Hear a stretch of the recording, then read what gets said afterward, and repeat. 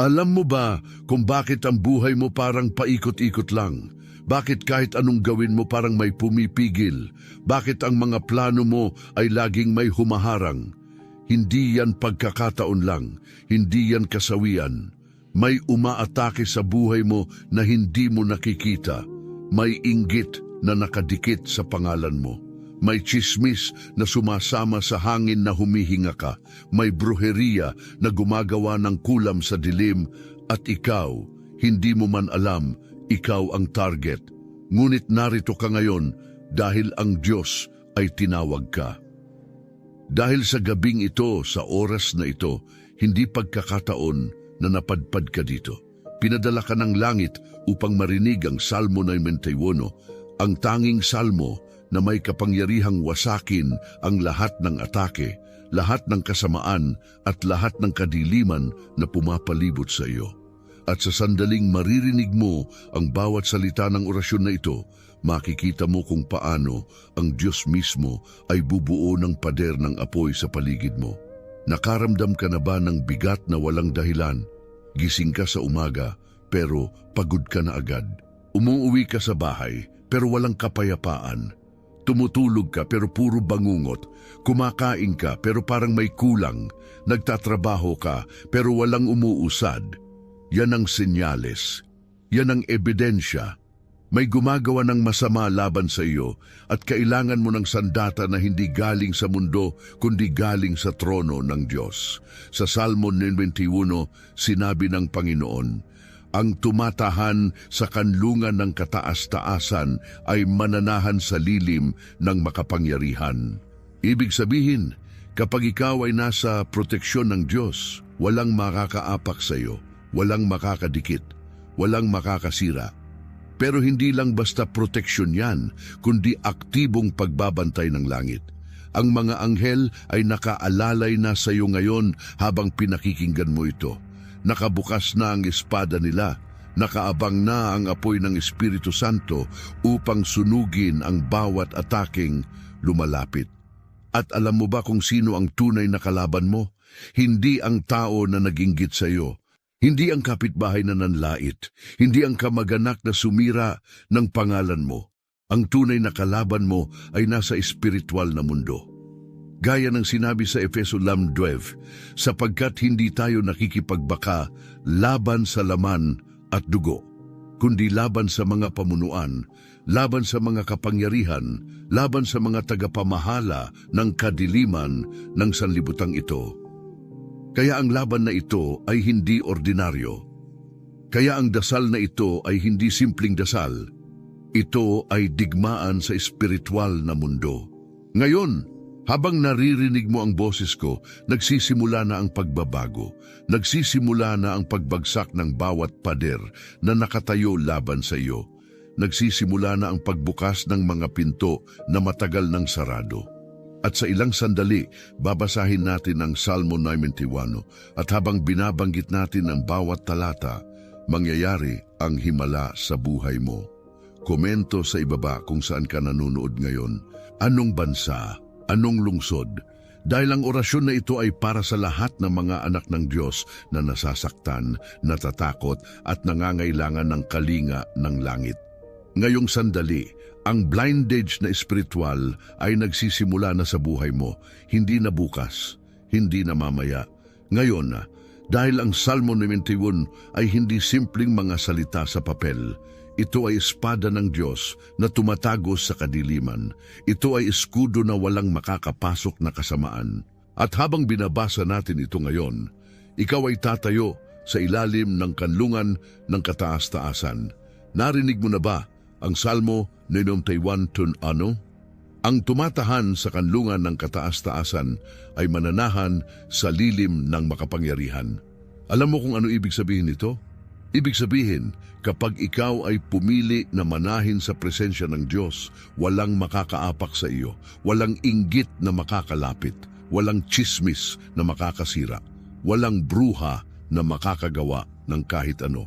Dahil ikaw ay nasa lilim, sa proteksyon, sa saklaw ng Diyos na walang kapantay.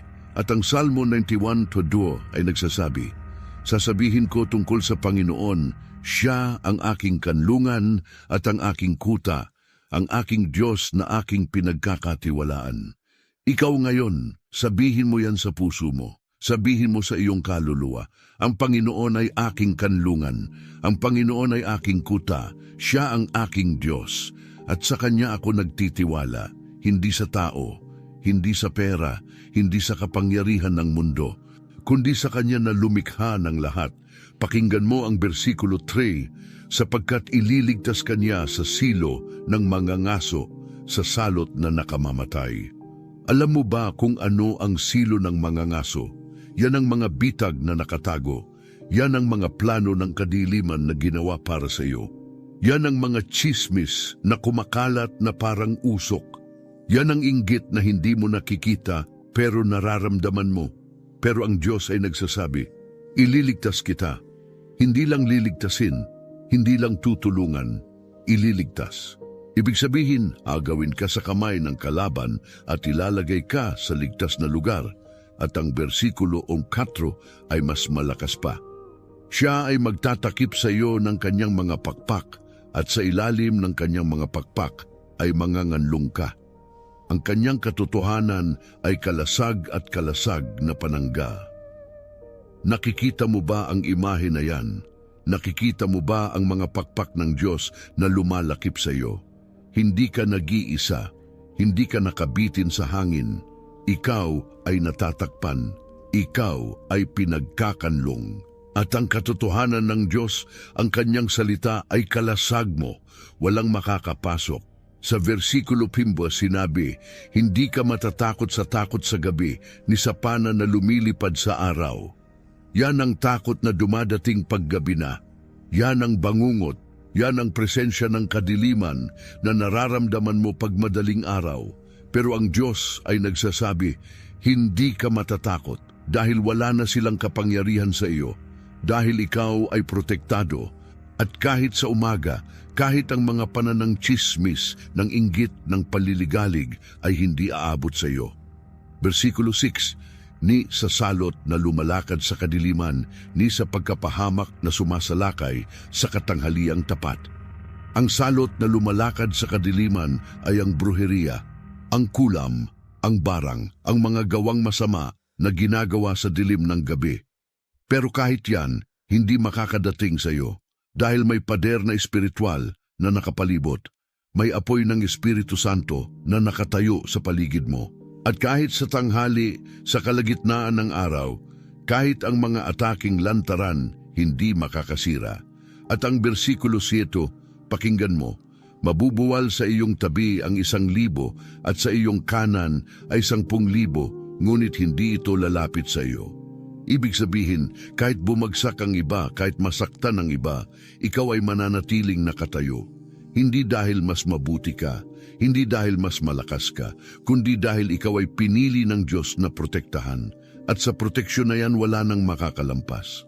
Ngayon, iwan mo ang pangalan mo sa comments para sa kurente ng panalangin. Dahil ang mga anak ng Diyos na nagkakaisa sa panalangin ay may espesyal na kapangyarihan. At ang Diyos ay nakikinig sa bawat pangalan na binabanggit. Patuloy natin itong ipagpapatuloy dahil hindi pa tayo tapos. Ang digma ay nagsisimula pa lang at ikaw ay mananalo. Ang kapangyarihan ng isang buhay na natatakpan ng Diyos ay hindi mo maiisip.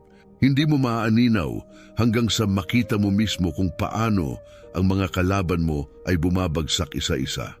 Kung paano ang mga balakid ay nawawala na parang usok.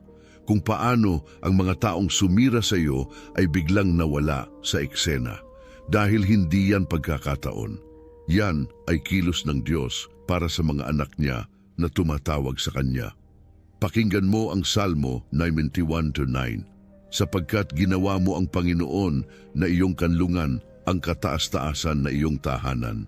Ikaw ba ay gumawa na ng desisyon na yan na ang Panginoon ay iyong kanlungan, hindi ang pera, hindi ang trabaho, hindi ang relasyon, kundi siya lang. Dahil kapag ginawa mo siyang tahanan mo, ang bersikulo 10 ay nagsasabi, walang kasamaang mangyayari sa iyo ni salot ay lalapit sa iyong tolda. Walang kasamaan, walang disgrasya, walang trahedya, dahil ikaw ay natatakpan. At sa versikulo 11, narito ang pangako. Sapagkat iniutos niya ang kanyang mga anghel tungkol sa iyo upang ingatan ka sa lahat ng iyong mga daan. Alam mo ba na habang naglalakad ka, may mga anghel na sumusunod? Habang natutulog ka, may mga anghel na nagbabantay. Habang nagtatrabaho ka, may mga anghel na nag-aalalay. Hindi ka nag-iisa, kailanman hindi ka nag-iisa. At ang mga anghel na yan ay hindi simpleng bantay. Sila ay mandirigma, sila ay armado, sila ay may espada na nagliliyab. Ang versikulo 12 ay nagsasabi, dadamputin kanila sa kanilang mga kamay, baka matisod ang iyong paa sa bato.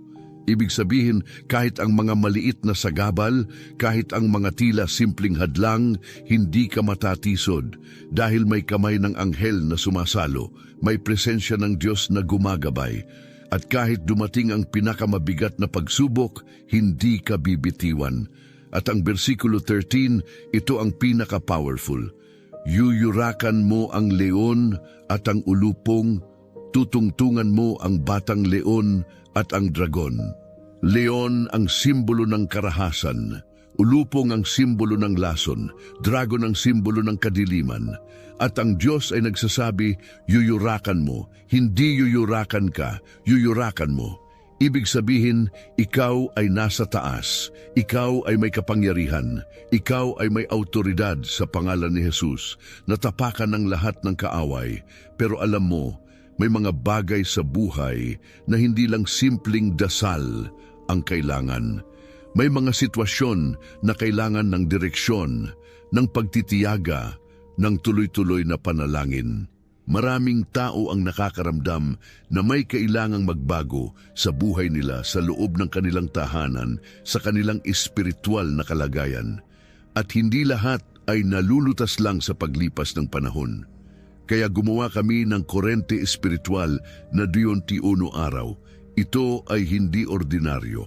Ito ay may mga salmo, mga panalangin at mga hakbang na guided para sa mga taong nararamdaman na may kailangang magbago, totoo, sa kanilang buhay, espiritual at sa loob ng bahay. May inggit ba na nakadikit? May olho gordo na sumusunod? May block sa trabaho? May sakit na walang lunas? May bangungot na palaging bumabalik? May takot na hindi mo maintindihan? Lahat ng yan ay may solusyon sa 21 araw na espiritual na proseso. Available na ito para sa sino mang gustong magsimula ngayon. Ang link ay nasa unang nakapin na komento. Kung ramdam mo ang kapayapaan at kumbiksyon, magpatuloy ka. Sama-sama tayong lumalakad. Dahil ang orasyon na ito ay simula pa lang. Ang 21 araw na yan ay ang pagpapatibay, ang pagpapalakas, ang pagtayo mo sa autoridad na ibinigay ng Diyos. At ngayon, habang patuloy nating ipinagpapatuloy ang panalangin na ito, alam mong hindi ka nag-iisa. Alam mong may libu-libong tao sa buong mundo na sumasama sa iyo sa digmang ito. At ang Diyos ay nakikinig. Ang Diyos ay gumagalaw. Ang Diyos ay nanalo na para sa iyo. Kaya magpatuloy tayo dahil ang mga sumunod na salita ay mas malakas pa. Ang mga sumunod na panalangin ay mas malalim pa. At ikaw ay handa na tumanggap. Ngayong sandali, marinig mo ang boses ng Diyos na direktang nagsasalita sa iyo. Hindi sa iba, sa iyo. Dahil ang Salmo 91:14 ay nagsisimula ng ganito, sapagkat siya ay umibig sa akin, kaya ililigtas ko siya. Ilalagay ko siya sa mataas na dako, sapagkat kilala niya ang aking pangalan. Nakikita mo ba yan? Ang kondisyon ay umibig sa Kanya at kilalanin ang Kanyang pangalan. At kapag ginawa mo yan, ang pangako ay ililigtas kita. Ilalagay kita sa mataas na dako. Ibig sabihin, hindi ka na basta nakatayo.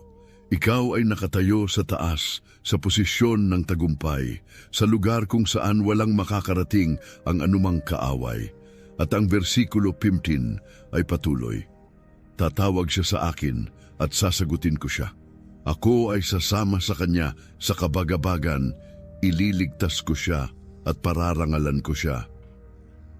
Alam mo ba kung anong ibig sabihin ng sasagutin ko siya? Ibig sabihin, hindi ka bibiguin, hindi ka pababayaan. Kapag tumawag ka, sagutin ka. Kapag sumigaw ka sa gitna ng gabi, marinig ka. Kapag napaluha ka sa takot, andyan ang Diyos. At hindi lang andyan, kundi sasama sa kabagabagan. Ibig sabihin, hindi ka mag-iisa sa laban. Kasama mo ang Diyos mismo sa digma. At ang huling bersikulo, ang 16, ay ito ang pinakamatamis.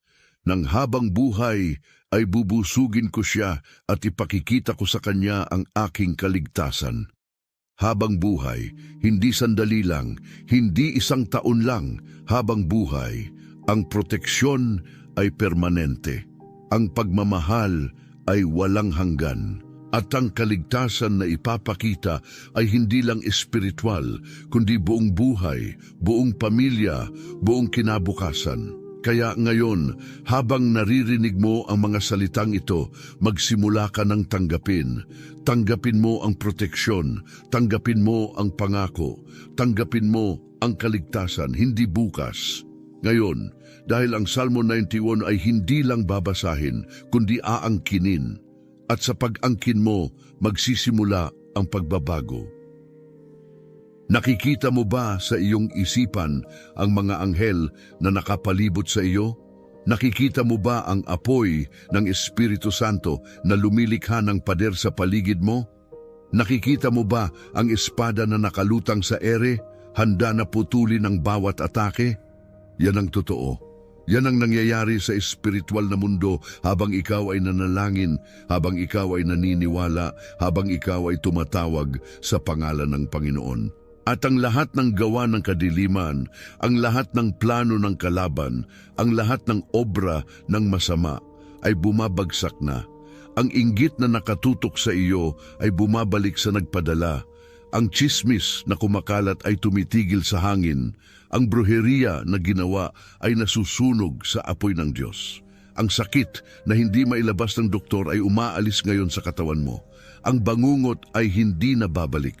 Ang takot ay nawawala dahil ikaw ay natatakpan ng Salmo 91. At alam mo ba kung ano ang pinaka-powerful dito? Hindi lang ikaw ang protected, pati ang pamilya mo, ang mga anak mo, ang asawa mo, ang mga magulang mo, ang tahanan mo. Lahat ng saklaw mo ay kasama sa proteksyon na ito. Dahil kapag ikaw ay sumigaw sa pangalan ni Jesus, bumubukas ang langit at bumababa ang kapangyarihan. Kaya kung may kakilala kang nangangailangan ng orasyon na ito, ibahagi mo. Dahil hindi lahat ay makakarating dito ng aksidente. May mga tao na kailangan mong dalhin sa kaligtasan. May mga kapatid na kailangan ng tulong. At ikaw, ngayong nakikinig, maaaring instrumento ng Diyos para sa kanila. At habang patuloy nating ipinagpapatuloy ang panalangin na ito, magtiwala ka. Dahil ang Diyos na nagsimula ng gawa sa buhay mo ay tatraposin ito. Ang Diyos na nangako ay tutuparin ito. At ikaw, sa bandang huli, ay magsasabi, totoo pala, gumagana pala, nakikinig pala ang Diyos. Kaya huwag kang titigil. Dahil may mga salita pa tayong babanggiting mas malakas pa, may panalangin pa tayong gagawing mas malalim pa at ikaw ay handang tumanggap ng lahat. Ngayon, tayo ay pupunta sa pinakamatinding bahagi ng panalangin na ito. Dahil ngayon, hindi na tayo magpapakumbaba sa kaaway, hindi na tayo tatahimik, hindi na tayo tatanggap ng kahit anong atake. Ngayon, tayo ay lalaban, tayo ay magdedeklara. Tayo ay wawasakin ang bawat obra ng kadiliman na lumalapit sa buhay mo. At sa pangalan ni Jesus, walang makakaligtas sa dugo na sumasaklaw sa iyo ngayong gabing ito. Panginoon, ako ay tumataas sa iyo ngayon para sa anak mong ito na nakikinig. Panginoon, makikita mo ang inggit na nakatutok sa kanya. Makikita mo ang mga matang puno ng pagnanasa sa kanyang tagumpay. Makikita mo ang mga bibig na nag-uusap ng masama laban sa kanya. Kaya ngayon, sa pangalan ni Jesus, sinisira ko ang bawat ataking dulot ng inggit. Sinisira ko ang bawat plano ng kadiliman. At idinedeklara ko na ang lahat ng gawang inggit ay babalik sa nagmula, 7 beses mas malakas upang malaman nilang hindi pwedeng galawin ang mga anak ng Diyos. At ang olho gordo, ang masamang tingin, ang tingin na may kasamang kasamaan, ay bubulag ngayon. Sa pangalan ni Jesus, sinisira ko ang lahat ng titig na may lason. Sinisira ko ang lahat ng tingin na may kamatayan. At idinedeklara ko na ang mga taong tumingin ng masama ay mawawalan ng kapangyarihan. Ang kanilang mga mata ay bubulag sa kalooban ng Diyos, at ang buhay ng anak mong ito ay magiging invisible sa kanilang mundo. At ang tsismis, Panginoon, ang mga salitang lumalabas sa madilim na puso, ay titigil ngayon. Sa pangalan ni Jesus, binabali ko ang bawat dila na nagsasalita ng kasinungalingan. Binabali ko ang bawat bibig na nag-uusap ng masama. At idinedeklara ko na ang lahat ng salitang sinabi laban sa anak mong ito ay babalik sa nagmula, at ang kanilang sariling salita ay magiging lason sa kanilang sariling buhay. At ang bruheriya, ang kulam, ang barang, ang lahat ng gawa ng salamangka ay nasusunog ngayon sa apoy ng Espiritu Santo. Panginoon, makikita mo ang mga taong gumawa ng ritual sa dilim. Makikita mo ang mga taong nagsindi ng kandila para sa kamatayan. Makikita mo ang mga taong nanawagan sa demonyo. Kaya ngayon, sa pangalan ni Jesus at sa dugo ng kordero, sinisira ko ang lahat ng ritual. Sinisira ko ang lahat ng kulam. Sinisira ko ang lahat ng gawa ng kadiliman. At idinedeklara ko na ang lahat ng demonyo na tinawag ay babalik sa impyerno, at ang mga taong gumawa ay dadanasin ang 7 beses na parusa. At ang dugo ni Jesus, Panginoon, ang dugo na dumanak sa krus, ay sumasaklaw ngayon sa anak mong ito. Mula sa ulo hanggang paa, mula sa pamilya hanggang trabaho, mula sa nakaraan hanggang kinabukasan, walang espasyo na hindi saklaw ng dugo, walang sulok na hindi protected, at sa dugo na ito, walang demonyong makakalapit, walang bruhang makakagawa ng kahit ano, walang kulam na makakabisa, dahil ang dugo ni Jesus ay mas malakas kaysa sa lahat ng kapangyarihan ng impyerno. At ngayon, sinisira ko ang lahat ng sumpa na galing sa mga ninuno, ang lahat ng maldisyon na ipinasa sa lahi, ang lahat ng kamalasan na tumatagal ng maraming henerasyon. Sa pangalan ni Jesus, binabali ko ang kadena, pinutol ko ang ugnayan, at idinedeklara ko na ang anak mong ito ay libre na. Walang nakadikit na sumpa, walang natitira na maldisyon. Dahil ang dugo ni Jesus ay mas matanda pa sa sumpa ng ninuno. Ang krus ay mas malakas pa sa tradisyon ng kadiliman. Kaya ngayon, kung naramdaman mo ang kapangyarihan ng panalangin na ito, komento ka ng tinatanggap ko. Dahil sa pagkomento mo ng salitang yan, ikaw ay nagdedeklara sa espiritual na mundo na ikaw ay tumatanggap ng lahat ng proteksyon, ng lahat ng tagumpay, ng lahat ng kaligtasan na ipinangako ng Diyos. At patuloy natin itong ipagpapatuloy dahil malapit na tayong matapos. At ang huling mga salita ay magdadala ng pinakamalakas na bendisyon sa buhay mo. Ngayong sandali, maririnig mo ang propesya ng Diyos para sa buhay mo. Dahil ang lahat ng ninakaw ng kaaway, ang lahat ng nawala sa iyo, ang lahat ng inabot ng kamay ng kadiliman, ay ibabalik sa iyo ng doble. Hindi simpleng ibabalik, doble. Gaya ng sinabi sa Joel 2:25, isauli ko sa inyo ang mga taong nawala. At ngayong gabi, nagsisimula na ang pagbabalik. Panginoon, ako ay nananalangin para sa kalusugan ng anak mong ito. Makikita mo ang sakit na dumapo sa katawan niya. Makikita mo ang karamdaman na walang pangalan. Makikita mo ang pagod na hindi mailabas. Kaya ngayon, sa pangalan ni Jesus, hinahawakan ko ang bawat bahagi ng katawan niya at idinideklara ko na ang sakit ay aalis, ang karamdaman ay lilisan, ang pagod ay maglalaho. Dahil ang katawan na ito ay templo ng Espiritu Santo. At sa templo na ito, walang pwedeng manatili na hindi galing sa Diyos. Panginoon, hinahawakan ko rin ang pananalapi ng anak mong ito. Makikita mo ang utang na hindi maubos. Makikita mo ang gastos na patuloy na dumarating. Makikita mo ang sahod na hindi sapat. Kaya ngayon, sa pangalan ni Jesus, binubuksan ko ang pintuan ng kasaganaan. Binubuksan ko ang bintana ng langit at idinedeklara ko na ang biyaya ay daratal. Ang pagkakataon ay darating. Ang pera na nawala ay babalik at higit pa. Dahil ang Diyos na nagpakain ng libo-libo sa ilang ay magpapakain din sa iyo. At ang pamilya mo, Panginoon, ang tahanan na puno ng gulo, ang asawa na malayo na, ang mga anak na hindi na sumusunod, ang magulang na may sakit. Kaya ngayon, sa pangalan ni Jesus, dinadala ko ang kapayapaan sa loob ng tahanan. Dinadala ko ang pagmamahal sa mga puso. Dinadala ko ang pagkakasundo sa mga relasyon. At idinedeklara ko na ang pamilyang ito ay magiging tahanan ng Diyos. Ang tahanan na ito ay magiging lugar ng pagpapala. At walang away, walang gulo, walang away na makakagulo sa kapayapaan na ito. At ang kapayapaan sa loob mo, Panginoon, ang isipan na puno ng alalahanin. Ang puso na bigat, ang kalooban na pagod. Kaya ngayon, sa pangalan ni Jesus, dinadala ko ang kapayapaan ni Jesus. Ang kapayapaang lumalampas sa lahat ng pangunawa. At idinedeklara ko na ang anak mong ito ay matutulog ng mahimbing, gigising ng masaya, maglalakad ng may ngiti. Dahil ang bigat ay inalis mo na, Panginoon, ang alalahanin ay kinuha mo na. At ngayon, nakikita ko sa Espiritu ang mga pintuan na bumubukas para sa iyo. Ang mga trabahong dating sarado ay bumubukas na. Ang mga relasyon na dating sira ay gumagaling na. Ang mga pangarap na dating malayo ay lumalapit na. Dahil hindi ka na nakatayo sa lugar ng sumpa.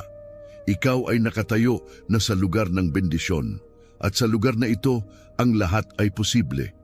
Ang lahat ay magagawa. Ang lahat ay darating. At habang dumadaloy ang bendisyon sa buhay mo, huwag mong kalimutan na ikaw ay instrumento din ng Diyos. Na ang pagbabalik ng biyaya sa iyo ay hindi para sa iyo lang, kundi para makapagbahagi ka rin, para matulungan mo rin ang iba, para maging daan ka ng Diyos sa mundo. Kaya kung may kakilala kang nangangailangan ng pagbabago, ipakita mo sa kanila ang panalangin na ito. Dahil ang Diyos ay gumagawa ng himala, hindi lang sa isang tao, kundi sa buong komunidad, sa buong bansa, sa buong mundo. At tandaan mo, ang mga araw na darating ay mas maganda pa sa mga araw na lumipas.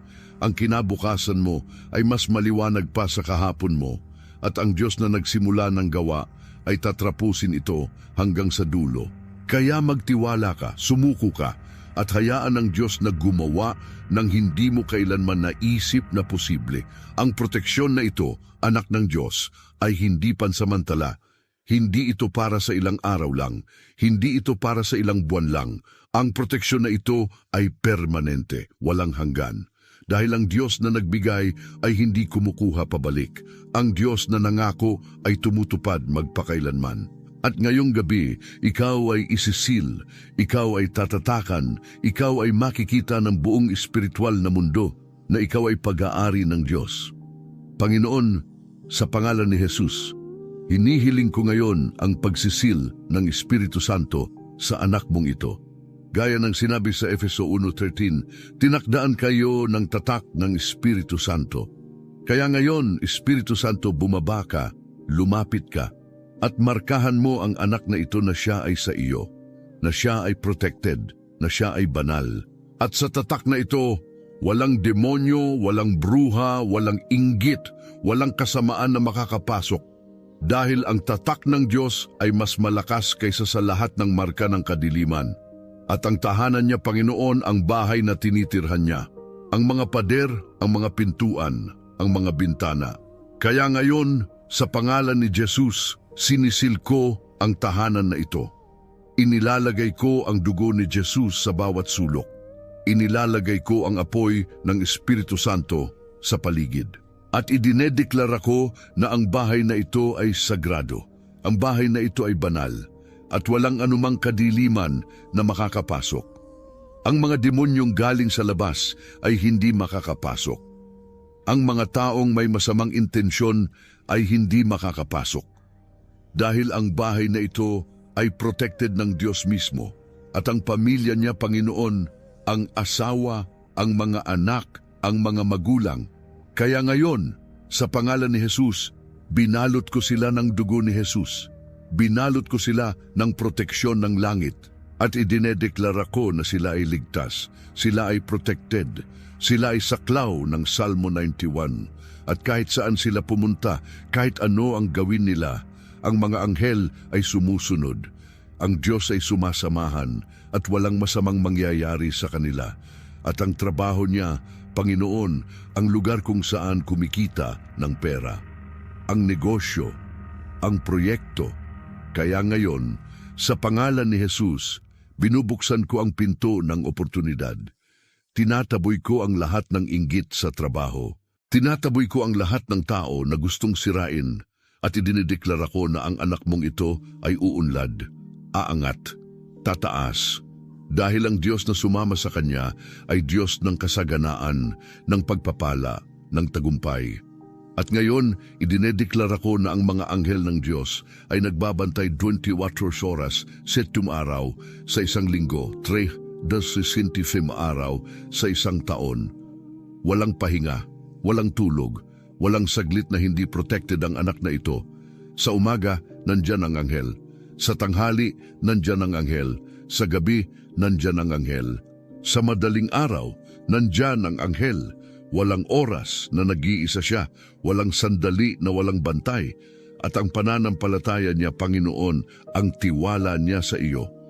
Kaya ngayon palakasin mo ang puso niya, palakasin mo ang loob niya, palakasin mo ang paniniwala niya, dahil ang pananampalatayang ito ay hindi lang para makaligtas, kundi para manalo, hindi lang para mabuhay, kundi para mamuno, hindi lang para tumanggap, kundi para magbigay. At ang autoridad na ibinigay mo sa kanya, Panginoon, sa pangalan ni Jesus, gaya ng sinabi sa Lucas 10:19, binigyan ko kayo ng kapangyarihan na tumungtong sa mga ahas at alakdan.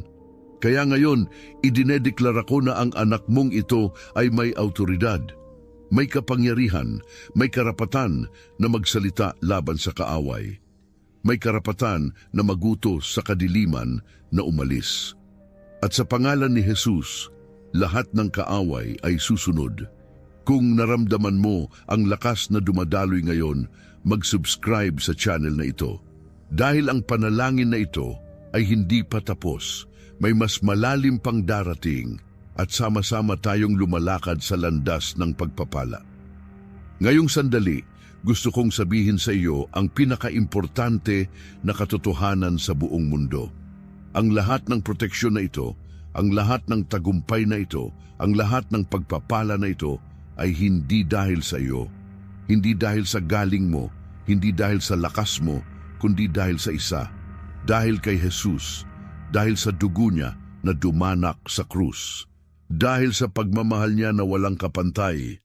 Siya lang ang nagliligtas, siya lang ang nagbibigay ng buhay na walang hanggan. At kung hindi mo pa siya tinanggap bilang Panginoon ng iyong buhay, ngayong gabi ay ang tamang oras. Panginoon Jesus, ako ay lumapit sa iyo ngayon. Hindi dahil perpekto ako, hindi dahil karapat-dapat ako, kundi dahil nangangailangan ako.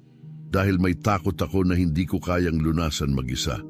May kasalanan akong dala-dala na bumibigat sa akin. May nakaraan akong gustong limutin. Kaya ngayong gabi, Panginoon, ako ay sumusuko sa iyo. Ang buhay ko, ang puso ko, ang kaluluwa ko ay iyo na. Walang natitira, walang nakatago. Lahat ay ibinibigay ko at ipinapahayag ko ngayon na ikaw, Jesus, ay aking Panginoon. Ikaw ay aking tagapagligtas. Ikaw ay aking hari. At sa buong buhay ko, ikaw lang ang susundin ko, hindi ang mundo. Hindi ang kasalanan, hindi ang tukso, kundi ikaw lang, Jesus. Dahil sa iyo lang ako maliligtas. Sa iyo lang ako makakakita ng tunay na kapayapaan. Sa iyo lang ako makakahanap ng kahulugan ng buhay. At salamat Panginoon na kahit kasalanan ko ay napakadami, ang awa mo ay mas malaki pa. Salamat na kahit madilim ang nakaraan ko, ang liwanag mo ay mas maliwanag pa. Salamat na kahit mahina ako, ang lakas mo ay perpekto sa kahinaan ko. At sa pangalan ni Jesus, idinedeklara ko na ako ay bagong tao. Ang luma ay lumipas, ang bago ay dumating, at ang buhay na ito ay hindi na akin, kundi iyo na, Panginoon. At ngayong nandito na ako sa proteksyon mo, nandito na ako sa pag-ibig mo, idinedeklara ko ang huling tagumpay. Idinedeklara ko na ang lahat ng kaaway ay natalo na. Ang lahat ng kadiliman ay nawala na. Ang lahat ng sakit ay gumaling na dahil si Jesus ay nanalo na sa krus. Si Jesus ay bumangon na mula sa patay. Si Jesus ay umupo na sa trono ng langit. At sa Kanya, ako ay nanalo na rin. Kaya ngayon, kahit ano pang dumating sa buhay ko, alam ko na ako ay ligtas. Kahit ano pang subukin ng kaaway, alam ko na ako ay protected. Kahit gaano kadilim ang gabi, alam ko na ang umaga ay darating.